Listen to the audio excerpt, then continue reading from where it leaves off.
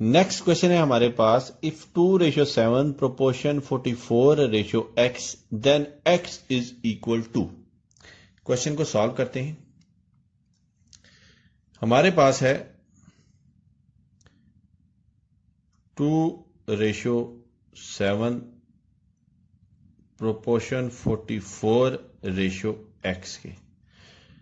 अब हमारे पास ये जो कॉर्नर पे नंबर्स हैं, एक वेरिएबल है और एक नंबर है। ये जो कॉर्नर पे हमारे पास जो वैल्यूज हैं इनको हम कहते हैं एक्सट्रीम्स,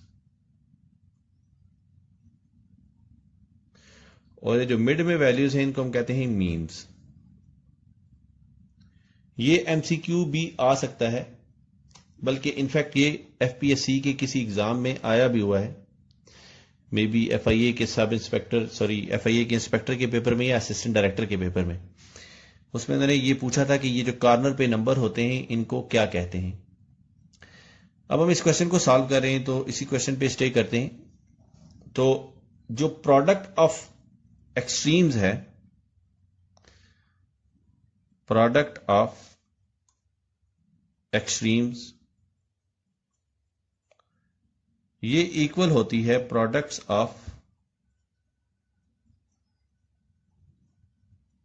ऑफ मीन्स के। यानी कि 2 is multiplied by x is equal to 44 is multiplied by 7 के। 2x से मल्टीप्लाई हो रहा है, जब इक्वेशन की दूसरी साइड पे जाएगा तो डिवाइड हो जाएगा।